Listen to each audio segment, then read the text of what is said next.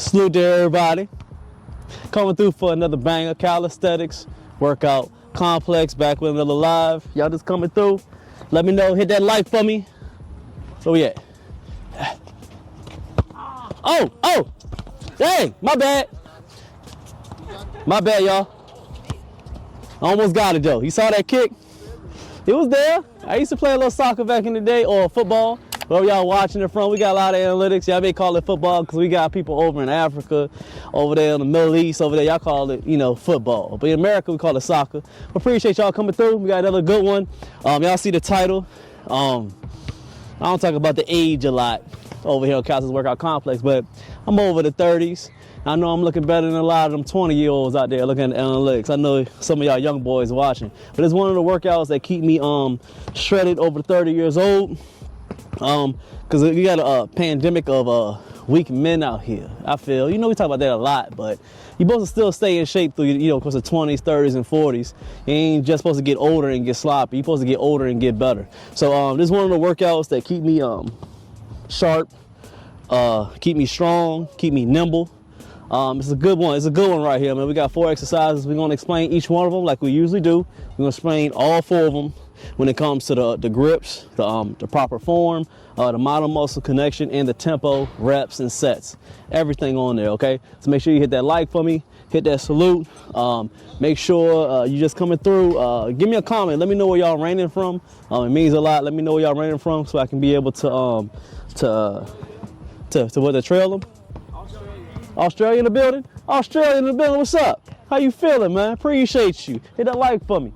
All right, so we're gonna start it off. We already warmed up a little bit. Let me get one of the bands, the red band. Let me let them know. I do have to stretch a little bit. Now, that's essential.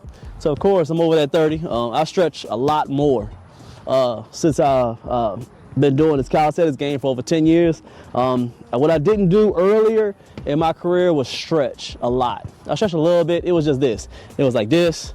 It was like this. It was like a little bit of this. And then a little bit of this. And I thought I was ready to go. And maybe that was true because I was a little bit younger. As I'm getting older, I'm learning that stretching is key. It's key to staying lubricated and muscle staying lubricated throughout your workouts or throughout life, period. So I do a lot more stretching so I don't have to worry about those aches and pains. It's crucial when you're doing all these reps and sets, you get a little tight, so you got to stretch a little bit. Take a little bit more time. You might as well, the young guys, you might as well start now as you're younger so you can get into the habit of stretching.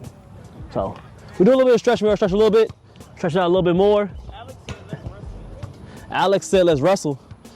I'm too old to be wrestling with you, boss. But keep on stretching. Go back and forth a few times if you got like a broomstick or if you got the resistance bands. Get as wide as you can, make sure the elbows are locked, and then just stay straight and going all the way back, all the way forward. It's always easier if you have a resistance band because it stretches. It's a little bit harder if you have like that broomstick because it won't stretch. It's a little bit harder. But I would say you just start off, get the resistance band, go back and forth. I say do it a few times, 5 to 6 times, maybe more, depending on where your level is.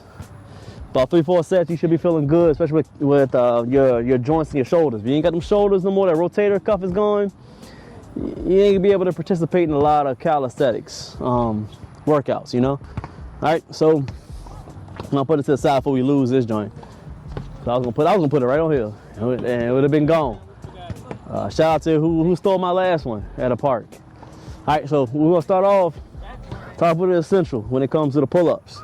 Pull-ups. I get a few comments talking about beginner pull-ups. I've explained it many of times, but I guess I'll explain it again for beginners.